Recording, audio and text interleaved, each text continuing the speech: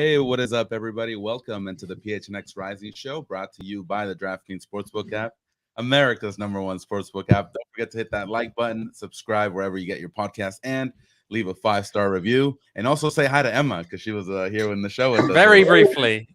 I didn't mean to. Just completely ignore me. Sorry. Bye. No, it's always good to see Emma on the show. Where am I at? Okay, I'm Ramon Chavez. Thank you so much for joining us. And of course, as always, my partner, Owen Evans. How you doing, sir?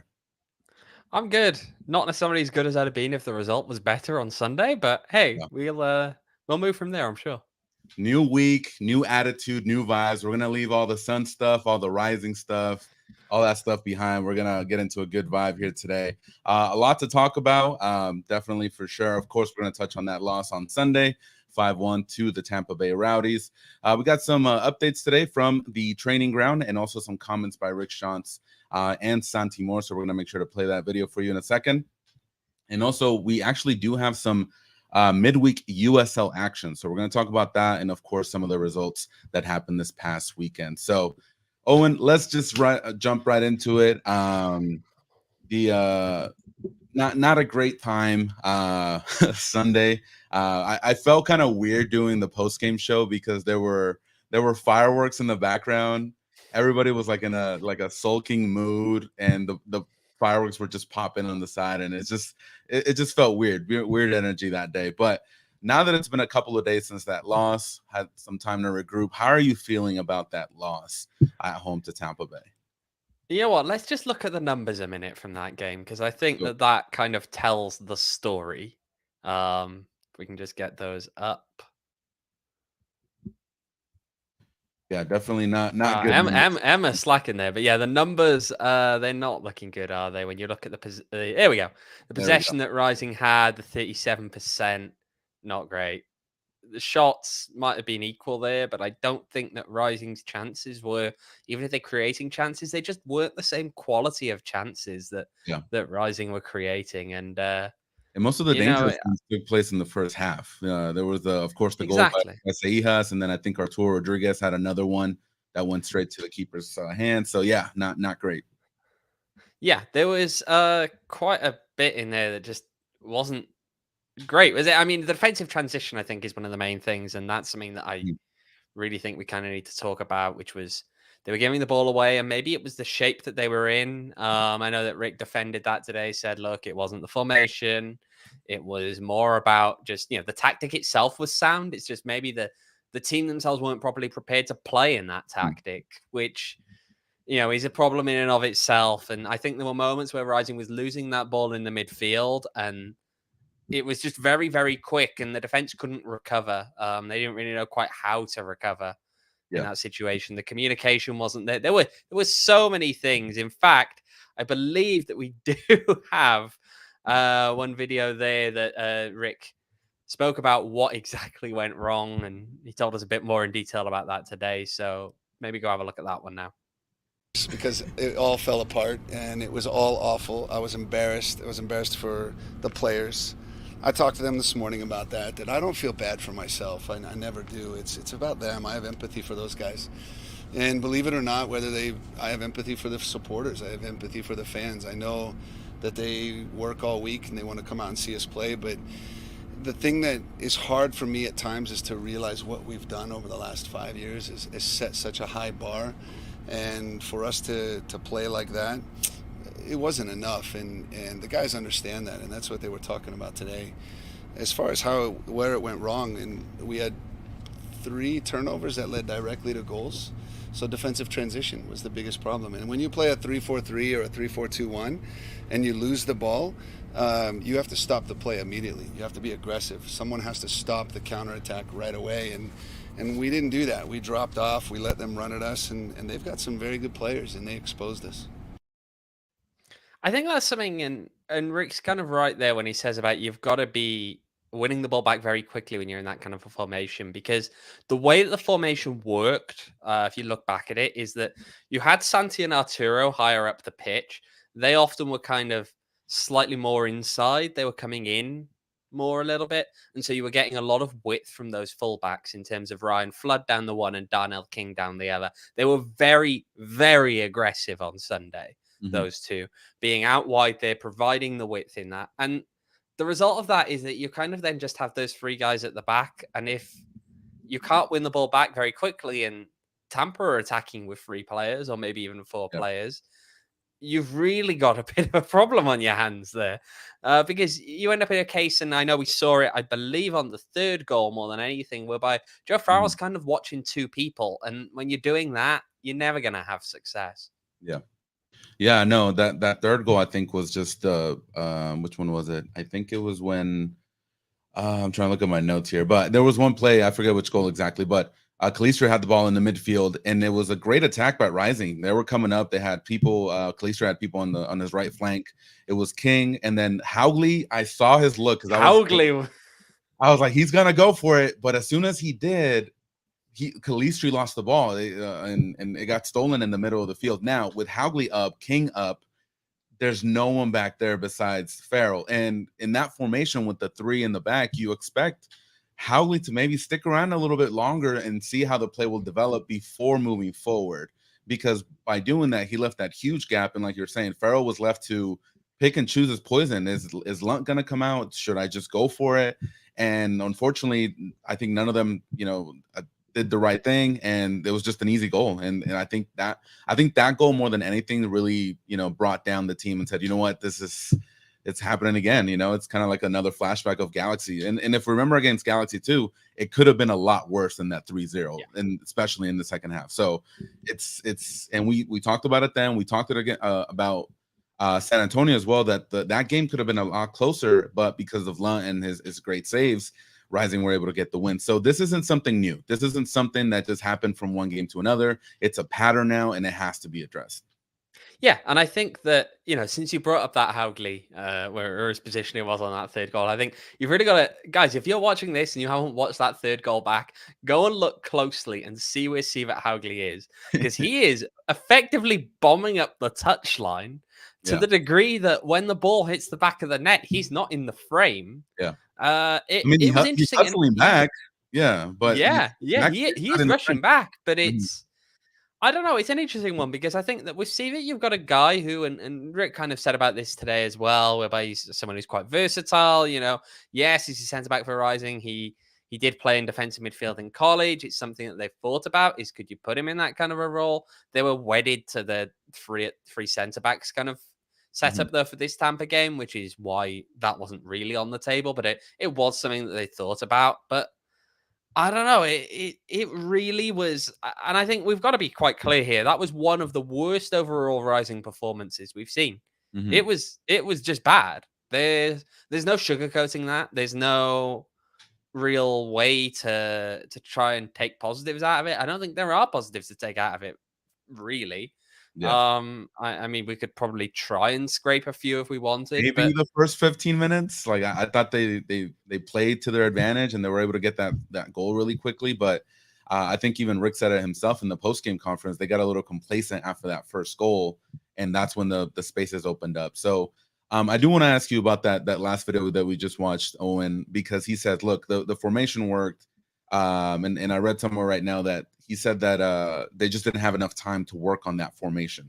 Now, if you're a coach, you have Tampa Bay, historically a great team in the USL, definitely not having their best start to the season, but still dangerous, and he's acknowledged that a few times. Why would you send your team out with the formation that you haven't practiced enough? So is it because they just didn't fulfill their duties as players, or is it because they didn't have enough time in the formation? So he keeps flip-flopping here on why Rising lost that badly to Tampa. So in your opinion, what do you make of that?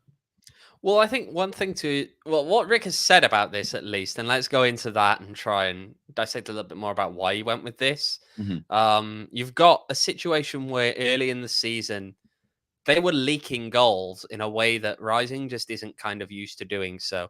And that's why this year he's kind of decided to try it out with that 3 at the back kind of system. Yeah. When you're coming up against teams that typically play 2 center forwards, or they were kind of expecting like dual 10s for Tampa Bay. So it was kind of a complicated one in that sense. I think that from a perspective, he did also admit today that there's something that really that coaching staff have to evaluate, which is why aren't they prepared to go out there and play like that? And that's something that I think it's something that ultimately at the end of it comes down to the coaching staff on that one, because if the players aren't confident in the system, if there's clearly going to be breakdowns in communication, that's something that the coaching staff have to resolve. And, clearly on that Tampa game, that wasn't the case. And quite how they bounce back now for New Mexico is the test for them there. Yeah, no, and along with the formation, putting the players in maybe not their natural positions. And I know Rick Shantz is juggling injuries and lack of form, and he's trying to find the right pieces. So I feel because of those, two things, I think he has to make changes, and obviously he's attempted to. But I think one of the big changes, at least on Saturday, that I didn't agree with was taking Arturo Rodriguez out of the midfield. I felt like you lost some of the ball recovery, which I know has been some of his issues this year. But then after recovering, his creativity, his ability to feed or spread the ball wide, I think that was really missing as well in that rising attack. So a lot of different things. I think there's not, based on everything that I'm gathering based on the video and what I've been reading, is that there's not one clear-cut answer on how to solve this team. It's a variation of things, and it's only with time and practice and diligence, and that's the only way it's going to get fixed on the field. Yeah, and I mean, just to the point about Arturo, I thought that the way that he played was a bit weird. It didn't quite seem to fit even a typical winger kind of positioning at times. He seemed to drift a bit. I don't think he was necessarily the most comfortable in that position. And at the same time, again, you're right. You need that creativity in the middle of the park in somewhere where, for example, Joey Calistri can do a very good job for this team. But is he necessarily going to be that creative spark? I don't think that he is. And that's why then when you look at it that way, okay, you're kind of losing something in that midfield by moving him out. Now, overall, though, you are correct, right? There are a lot of things to deal with this team, a lot of things that kind of need to be worked out almost. And, I said this on Twitter, and I'm going to double down on it now, but I want to get some opinions if I can here on this from you, Ramon, and from the chat. I think that fixing this problem, which I think is something that has gone deeper than just like this past game. It goes to the Galaxy game. I think the 3-0 win over San Antonio flattered this team. I think that there were incidents earlier in the season where we were dealing with, in some cases, the exact same kind of problems where, for whatever reason, it's hard to put a particular finger on it, but it's not working. And I think that even during that month when Rising won every game, they either were doing so against lesser opposition or they were being bailed out by moments of brilliance. Yeah. And in some cases, both.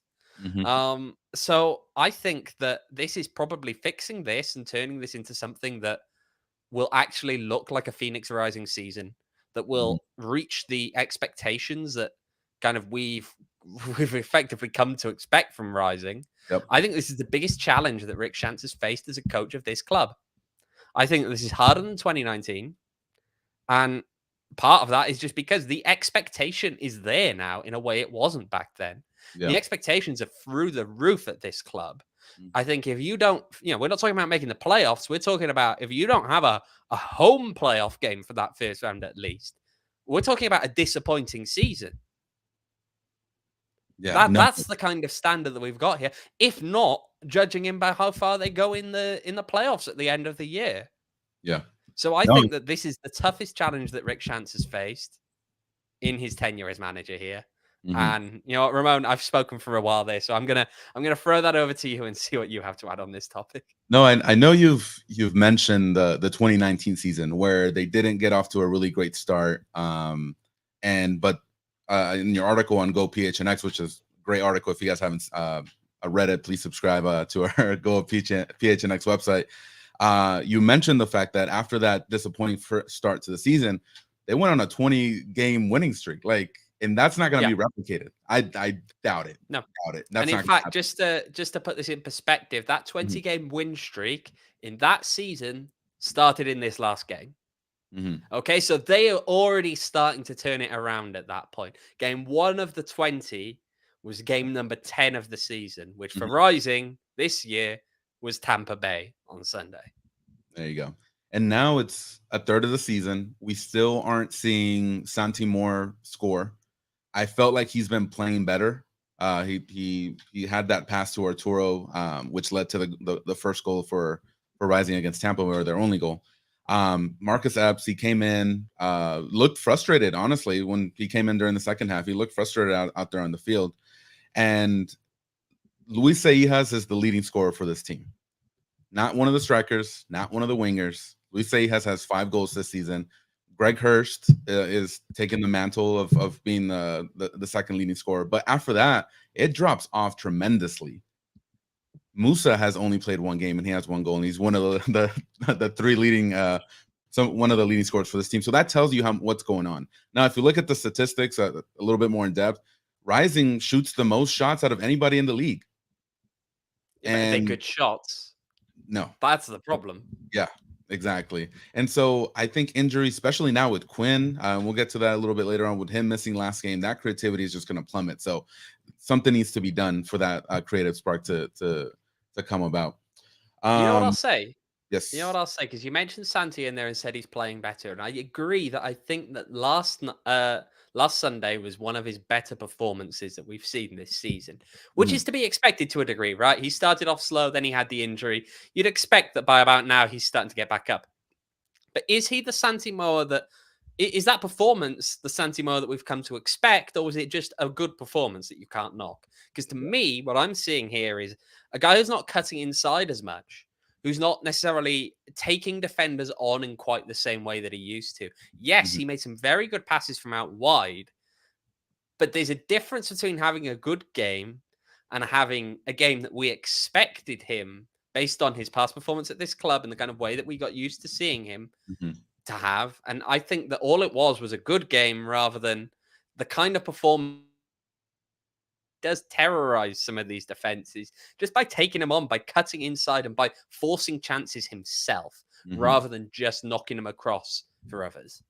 Yeah, and I see that, and I've noticed that a few times, and you know, I want to shout out the chat really quickly. I haven't really acknowledged you guys, but seeing everybody, I like being down on the field because you can notice these things on the field as far as like the tendencies of the players when you're down there that you really don't see on TV. And one of those is that cutting in that you're talking about with Santi, where before he would take maybe 1 dribble, and that was a quick enough dribble to get a little bit of separation between him and his defender. And before that second defender was able to close in on that space, he was able to launch a shot. I have not seen that this season at all. That's something that's concerning to me. And it was a little bit, and it happened before the injury, but now with the injury and him trying to regain his form, it's even more of concern, because if you take that, which is his bread and butter, you kind of force him into just running the sideline and launching crosses. And so I think by doing that, his dimensions as a player, as an attacking player, just they get cut down, and he's not as dangerous as he was last year. And I think that's going to hurt Rising a lot if he's not able to regain that form. And you know, that kind of touchline hugging behavior is something that can work to an extent, typically when you have Claudio out there, because that's the thing, right? Claudio's a target 9 on a team that doesn't play direct and doesn't typically give good aerial service into the box.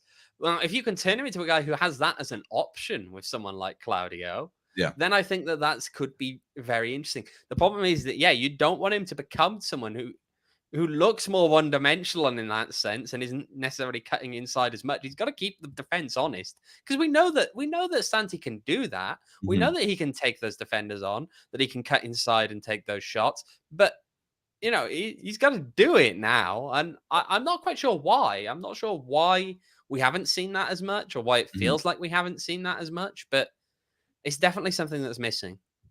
Yeah, for sure. Touching on some more numbers over here. So in the month of May, not a great start for Rising. Their goal differences, they have 3 in favor, 10 against this far, so far in May, and they have a total of 3 red cards. We also have a graphic, Owen, that you made where it has how many times Rising has lost by 4 or more goals, if I'm correct. Only 3 times. Emma actually, I tell you what, I'll give the credit to Emma. Emma did actually make this. Don't give me the credit for this. Thank you, Emma. My ego doesn't require it. Yeah. But yeah, not great numbers, of course, in the month of May, and it was really surprising on Sunday for them to lose by that amount. Why? Because if you look at the history of Rising, 4-0 Fresno away, May 2017, their worst home loss, which is a 4-0 home loss to Reno. It's been 3 years, I'd say, or around 3 years since they lost by that many goals. I realize this is probably my fault. There is a typo in there. It's not 21 anymore, is it? It's 22. But 22, yeah. 4 God, years. the years keep. Ever since COVID, I'm losing track of years here. But there were, of course, 6 occasions prior to that when it was Arizona United where they lost by 4 or 5. But yeah, and even back in those days, though, Arizona United never conceded 5 goals at home. This is the first time that this club has conceded 5 goals in a home match. It's grim. It's grim, and we can talk about all the ways to pick them up now. I think on that note, we should probably get another video in here, which again coming in from training, which was what was kind of the vibe here today. What was the feeling in training, and of course with the players meeting, how did that go down? They were good today. Very, very sharp. Very aggressive for a re-entry day. I think there was a players-only meeting this morning, and then I had a meeting with just the players and myself. Just kind of reminded them what our values are and where we are as a club and an organization and what it means to be at Phoenix Rising. And they came out ready to go. There's injured players that are trying their very best. They're trying to do everything they can, and hopefully we can get some guys back and move forward. But I told all of them, I said, we'll have one day before training, a little bit of meetings, and after that we got to start thinking about New Mexico. Rick said that there'd been a bit of a meeting this morning. Anything that you can share from that? Well, we had a players meeting, then the coaches came and talked to us. We obviously need to address a lot of things that went on Sunday, because obviously that's not how Phoenix is, and we definitely didn't play under the standards that this organization has established over the years. So for us to have this wake-up call, and obviously we have to talk about things and address these things early on if we want to improve and get better. Tell you what, Santi was fixing his hair in the looking in the reflection from the camera before the interview. There. He did the same thing when we interviewed him. So it's a tough one, to be fair with that, because he's just come in from training, and I'm sure his hair is a bit of a mess after that. But yeah, the message seems to have gone through, I think, to the boys that it's just. I mean, it's pretty obvious, isn't it? When you lose 5-1, they know exactly what the view was. They know, I think it doesn't take much to look online and see what social media is saying. And of course, some of them, Santi included, I believe Babu also posted as well. There's no excuses going forward. No excuses at all. They need to be better than what that was. Now, Owen, you've been covering Rising for a long time. Too long. Has this been the only time where there had to be a players meeting in this fashion, where they're coming off? They happen every so often. Is it necessarily there are times when to hear that? I mean, it depends on what sense you think of it as bad, because look, the results have been poor.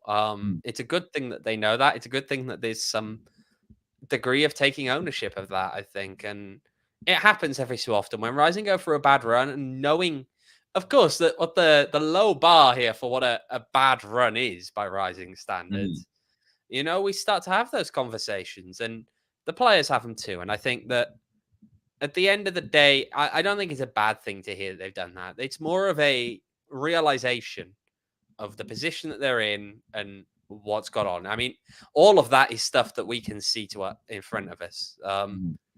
From their perspective, it's just a reminder that, look, whatever's going wrong, we've got to find a solution. And if anything, it shows more of a willingness from the boys to buy into that, I think, more than anything negative. You know who out of the players wanted to have this meeting or led the meeting? I don't have any information on that. What I do know, again, is that I believe the first meeting was literally just the players, and then Rick came in after.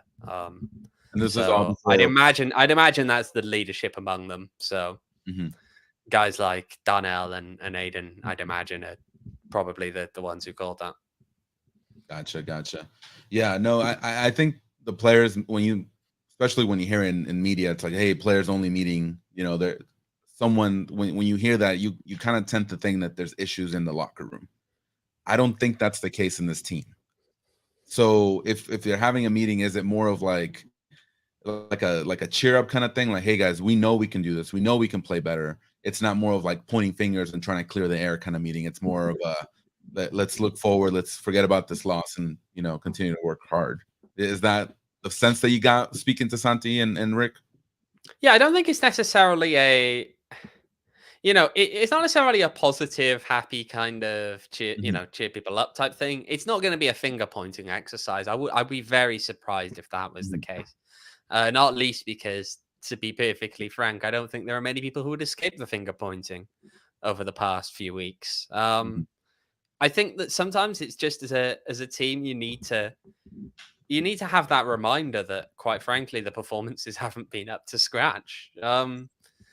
And just, it was described to me, someone told me about, the need, at least, for the need for the boys to have some kind of come to Jesus moment. And that the performances of recent weeks just haven't been of that ilk, and they should be. So yes, I think that, in here, the comment that we've got here about, players know they need to take responsibility and put an onus on themselves. I think it was probably just more reiterating that, and it's accepting that kind of level of collective responsibility for where things are going. That,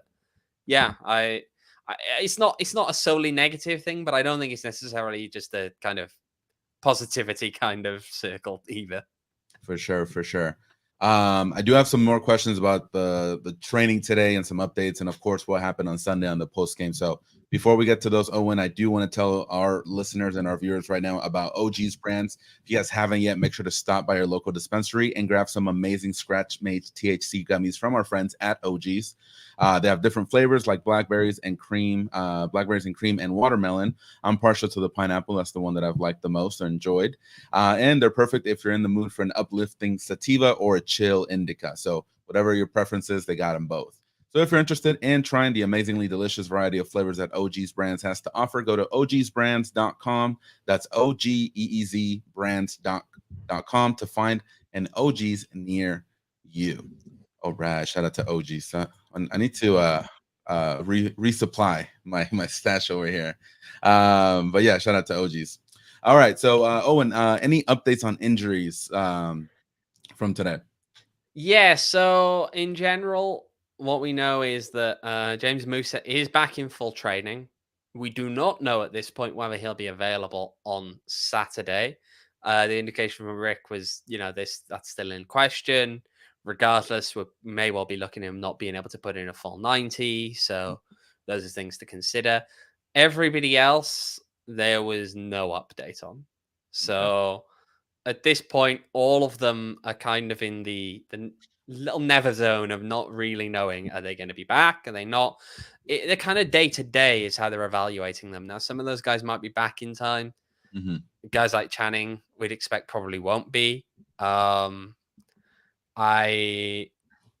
don't know. It's, and even hearing about people needing trips to the trainers table after today, I don't know. We'll see how it goes. So if Musa's back in, we'll no Joe Farrell for against New Mexico. Unfortunately, he did receive a red card. Suspension. So you have Haugli, you have Madrid. Musa, I wouldn't call him 100% right. So should we expect maybe a return to maybe a back line of two center backs and not the three that we saw this weekend?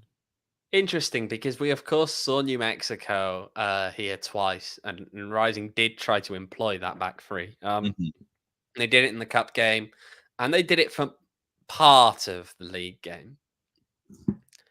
I think that purely injury-wise, we're going to see a return to the back four. Yeah.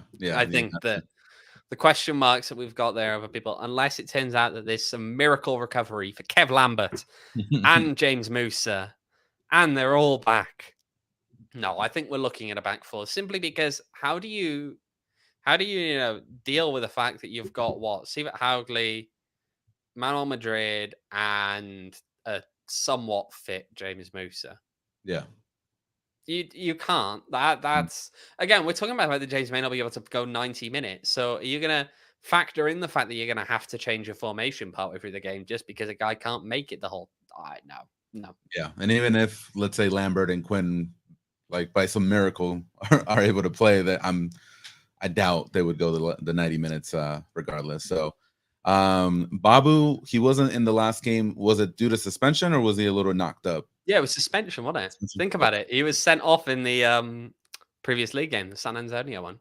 Gotcha. Okay, cool. Yeah. All right. Well, hopefully we'll see a return. Now, there was some clips from the social media team from Rising of Rick Shantz talking about Jacob Harris. Is he gonna return with the team, or was this just kind of like a one-time thing? Interesting. Jacob's an interesting one because he's a guy who I'm told didn't get a whole lot of attention from colleges, and here he is playing in a professional game. So I don't know. It's interesting. I mean, look, Rick said some very complimentary things about Jacob. Of course, he came in at a time in the game where that game was over. It kind of is just how the position that he was in. Really, the game was over. Nothing else really to worry about. So chuck him out there, and I think he looked fine. But you don't want to put a kid in at the deep end. I think in a close game where it really is important and potentially wreck his confidence. I think that keep him in the squad when they're struggling, and the reason why is they're struggling obviously with injury issues at the moment. So keep him around the squad, sure, but I'm not sure I'd go as far as to say that he should, really become a mainstay. For sure. I do want to shout out Edwin. He's in the chat talking smack out there. Edwin! Come on, take that Neymar picture off. But yeah, shout out to Edwin. Hope you're doing great over there in H-Town. Well, rumor is, of course, and don't want to name any names, but Edwin might be soon replaced. What? Ooh, I don't know. There's some big transfer news coming potentially. Transfer news, yeah. Speaking of transfer news, Jeff here has a good question, and I'm going to ask you here, and the rest of the chat if you want to chime in. How do we address the depth issue? It's just not that. It's just not there like it has been in the past. Good question. Because I was told, or a lot of people were saying that this was the deepest team that Rising has ever had. So, what do you make of that? And I had this question actually on my notes here. I was going to ask you if maybe Rising should look for a winger, someone that can play either side, a little bit fast, a little bit more attacking minded as far as dribbling and finding spaces like that. So what do you think? I think the problem is not necessarily depth. It's that we've never really seen the level of injury to key players that we've seen this year. Yeah, we've never had a situation when you've had Musa, Lambert, Quinn, or players of that ilk all out for a few weeks at the same time. Key players. That just hasn't happened. Yeah, those key guys. And then at the same time, you've got other key guys out there who just aren't hitting. And all of that is happening at the exact same time. Yeah. And that's the thing. There's a lot of depth issues come from the fact that when you've got a team that is, 9 out of 11 players out there, you can find guys who can fill in those other two spots pretty well. But when you've got then, issues elsewhere, and I mean, even the depth that does exist, they're necessarily direct replacements for some of these guys. I mean, Kalisha would be a good choice on the wing, but he's needed at fullback. I can see. Or in the middle of the field. So yeah, he's apparently in the middle of the field as well. That's the thing about Kalisha. He's not just the New Mexico killer, but he's the utility man. He plays everywhere, seemingly. I really just prefer him to be either fullback or on the wing. That I don't think the midfield is the best spot for him from what I've seen. Not that he can't play, but it's just I prefer him in those positions instead. I tend to agree with you. He's a utility central midfielder when it's desperately needed, not a by choice central midfielder to me. But I don't know. It's interesting because there is a lot of I mean, where's the depth? You want it on the wing. You want an extra player there, which I understand. That's more because they're not firing at the moment, isn't it? Really. Santi's making a bit of a comeback, but it's not fully there.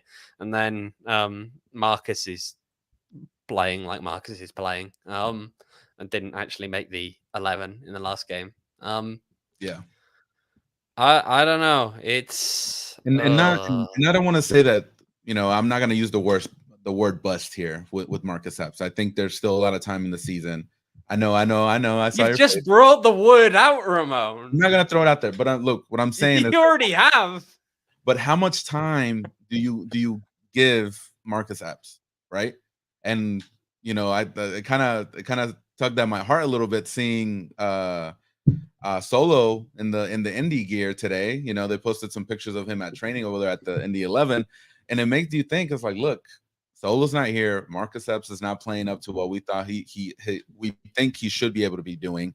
Is it time to maybe bring someone else, someone that's not a Joey Calistri, who can fill in there and he's great, but someone else that's maybe that's his specialty, being on the right wing or being some sort of winger that's able to kind of fill in for those, at least for a little bit, if Marcus Epps is not playing as well as he should. So are you telling me that you were like that meme where you're just lying down with a photo frame of Solo today? Oh, the Wolverine one? A little bit.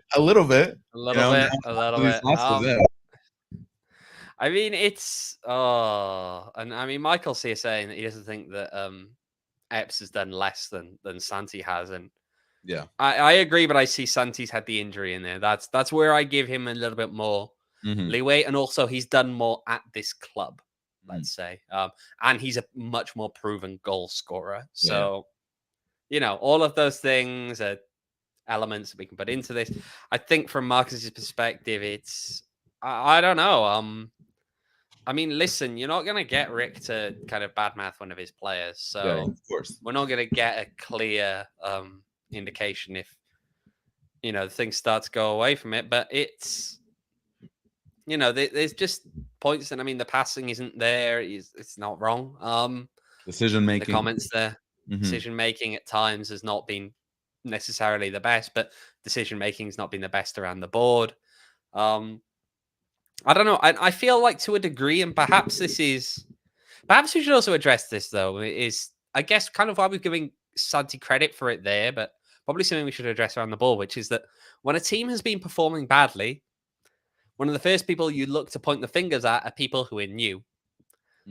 No one necessarily has been fantastic, save for a few fantastic performances from certain people. I think that Greg Hurst has proven his spot in this team was deserved. Yes, does he show up every game? No, but no striker does. If a guy is scoring every other game, then they're more than paying for themselves as a striker. But I think that we do point a lot of fingers probably at Marcus Epps simply because overall it's not working, and he's a perfect example of, well, he's new in the squad. Is it him? Yeah, and maybe that's unfair. I don't think that you can necessarily point at Epps and say that he's been worse than some of the other people out there, because I think that overall the team just hasn't been up to it. But I don't know. And I don't think I'm not saying like this the entire way the team has been performing and why Rising is losing in the manner they did on Sunday is entirely on Marcus Epps. No, that I think there's numerous factors. I think it comes from the top, honestly. I think with coaching and the formations and what kind of players are around him and what type of form they're in, I think it comes from the coaching perspective, in my opinion. Now, as far as the individual playing, I feel Marcus Epps could do a little bit better. And how BJ is saying here with this great comment, he hasn't been good with his passes. One-on-one has gotten better, and we've seen it from preseason to the first few games of the season till now, a lot better. But we've seen what he can do in San Antonio, and if there was either even a quarter of that here, I think Rising would be a lot more dangerous and a lot more successful. That's the only. Absolutely. Yeah. Absolutely. All right, y'all. Cool. Well, thank you, everybody in the chat, for your comments. Always appreciate that. Before we kind of finish off here with today's show, I do want to tell you guys about DraftKings. So I know our Suns are out of the playoffs. That was really rough on Sunday, but you guys can still get in on the NBA playoff action because it is nonstop. The Eastern and Western Conference Finals are in full effect, and you guys can use the DraftKings Sportsbook app, an official sports betting partner of the NBA, to place your bets on these Eastern and Western Conference Finals. So this week, new customers can bet just $5 on any team to win and get $150 in free bets if they do. With that, you can use the DraftKings same game parlays, where you can stack multiple bets in order to get a higher amount of winnings. And all customers can place a same game parlay with 3 or more legs and get a free bet back up to $25 if one leg doesn't hit, which is an amazing deal. So if you haven't yet, download the DraftKings Sportsbook app now. Use promo code PHNX, bet $5 on any NBA team to win their game and get $150 in free bets if they do. That's promo code PHNX only at DraftKings Sportsbook. You do have to be 21 and over to bet. Arizona only. Gambling problem? Call 1-800-NEXT-STEP. New customers only. Minimum $5 deposit. Eligibility restrictions apply. See DraftKings.com/sportsbook for details. Well, you know what, chat? I need some help here. Because you know what? My NBA betting doesn't go well, so I want you to tell me, who do I need to bet on to jinx them? Who do we want to lose? Please flood the chat. Tell me who needs to lose so we can go and bet on them. Well, Dallas, of Low course. stakes only, of course. So we want Dallas out. Yeah, I think it's going to be Celtics and Warriors. At least I'll go bet on Luka for everything. Oh my God, I hate that guy. I hate the fact that he speaks Spanish too, because during his press conference he was talking in Spanish because he played in Spain. Of all the things to hate him for, it's just come on, man. That one in particular. Yeah, and then Tony Cruz from Real Madrid is sending him chats on Twitter. Like, come on, man, just shut up. It's annoying. But all right, Owen. Let's talk about some USL Championship results. Let's start with what happened last weekend, and then we'll talk about what's going on tomorrow and maybe some games further up this week. So the one that kind of stood out to me was LA Galaxy. Yes, Friday night. Yes. Yeah, versus Louisville. So 4-3. Yeah, how does that happen? Is Galaxy just Jekyll and Hyde here, where they get beat by 3-0 and then they come out and beat Rising 3-0 and then they beat the best team in the league in Louisville? What's going on there? They scored 4 goals on 6 shots. Yep. I mean, we saw what they could do. Louisville took 21 shots. Yeah. I think once they changed the keeper, where Richard Sanchez just was out of the lineup, they got a lot better. That's in my opinion, because I know there was one. Yeah, so the attacking was always weird stuff. Orange County 5-1 over Tulsa. Look at all these 5-1s. That's an absolute thumping. Jeez. New Mexico over Charleston. You got Hartford 3-2 over the Baby Bulls. Pittsburgh with the tight one over El Paso. San Antonio. Good win. Yeah, definitely. El Paso was having a good game, that one. Detroit 4-2 against Loudoun. Memphis. I think we're gonna need to talk a little bit about Memphis, man, because they're wrecking some people over there.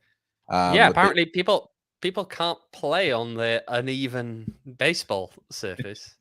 They're uneven because they can't flatten the mound properly, apparently. We better get used to those baseball surfaces, because apparently Rising's going to play on one this weekend. Exactly. I'm sure we'll talk about that on Thursday. Of course. I think it's a competitive advantage, honestly, if you ask me. But yeah. Las Vegas tied up with Oakland. Monterey, they lose to RGV Toros. That was a close one. Monterey was actually leading 1-0, and then RGV came back. And of course, on Sunday, Rising lose to the Rowdies. So any of these results besides the Galaxy one, kind of you're keeping an eye out just to make sure that they're doing okay, or kind of surprising on your end? One, just as a reminder as well, there was another game that was postponed due to COVID-19 protocols. That one, San Diego Loyal against Colorado Springs Switchbacks. There were positive cases within the covered persons in the Colorado Springs camp. So yeah, that one's going to be made up at a date to be determined, per my understanding at the moment. I think there's a lot of interesting ones in there. I mean, El Paso, Pittsburgh, it's a big win for Pittsburgh, especially with El Paso starting to find their feet again now. It took a while to click for them, but now that El Paso's clicked, it's clicked. And yeah, they lose when they go up to Pittsburgh. Close game, but good result. Hartford, It's confidence. I know it's the Baby Bulls. It's still Mhm. confidence when you're a team that's not necessarily the best. Among others, San Antonio, after their 3-0 loss in Phoenix the weekend prior, go off to Miami FC and pull off a 2-0 win. That's big. Yeah. It's big Yeah, for no. them to continue making their claim for top spot in the West. Even Yeah, beyond that, though, I mean, Detroit bouncing back with a 4-2 win over Loudon. Was it Loudon? Yes. Is it at home also? Yeah. But here's what it is. And then Memphis. You mentioned Memphis. You want to focus a little bit on Memphis.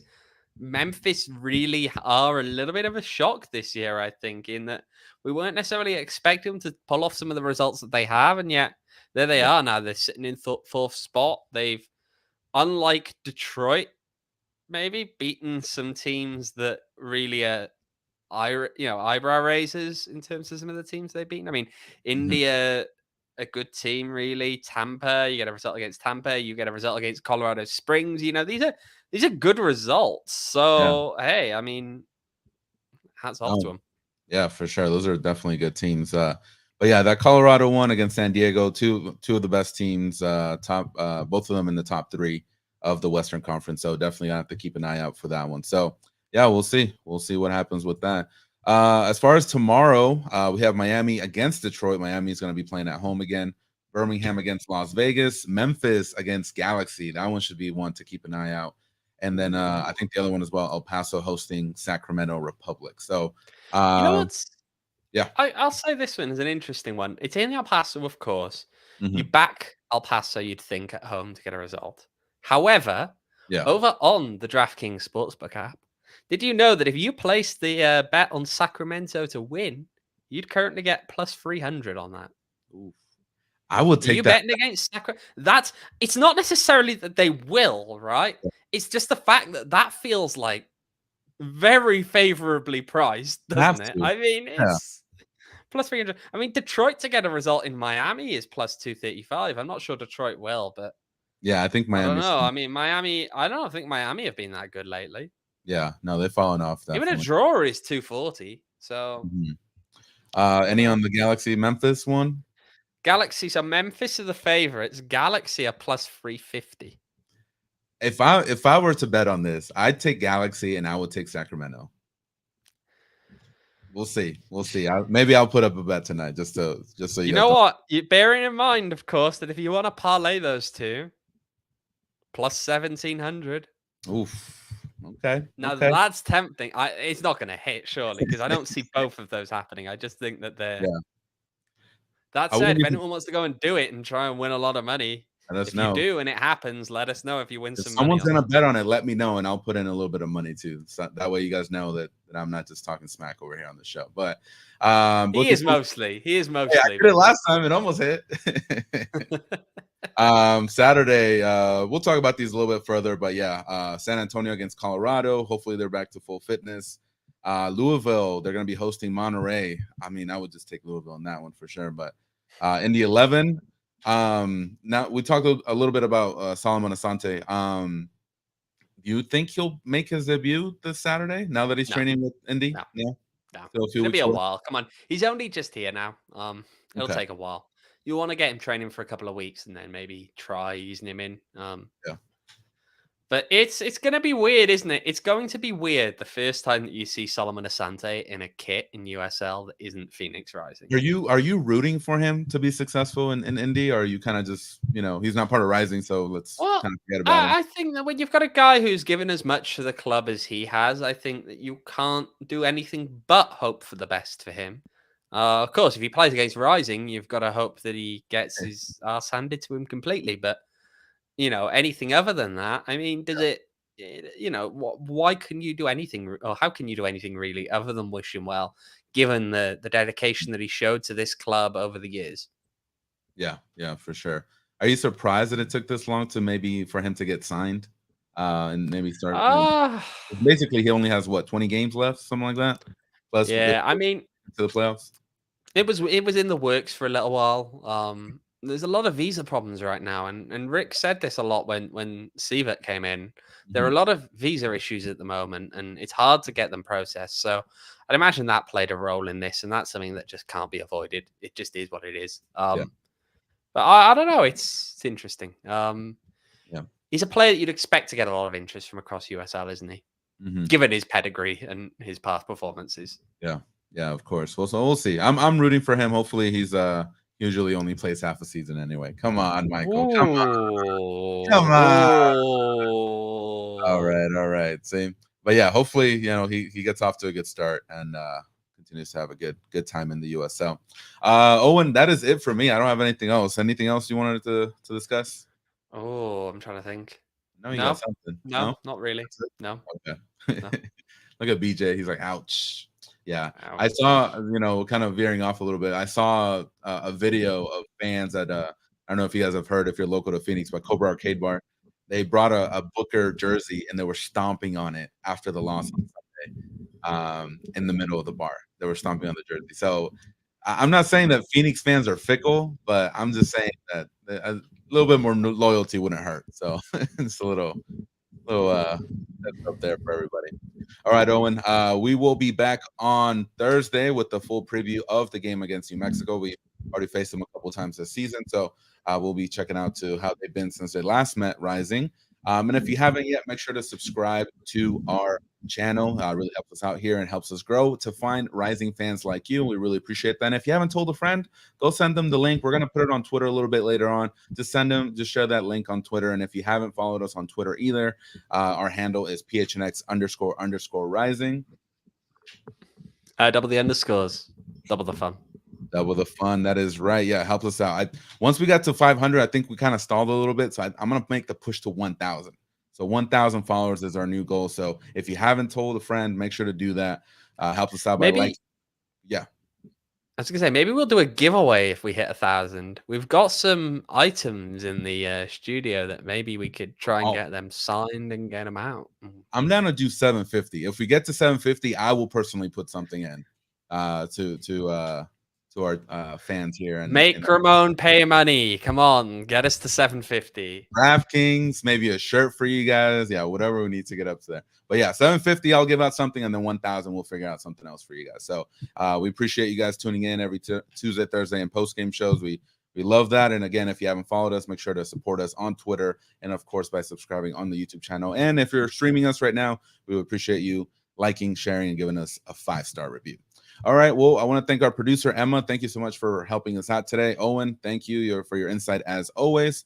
And the chat, thank you again for tuning in. We will be back on Thursday. Until then, be well, be safe, and we'll see you then.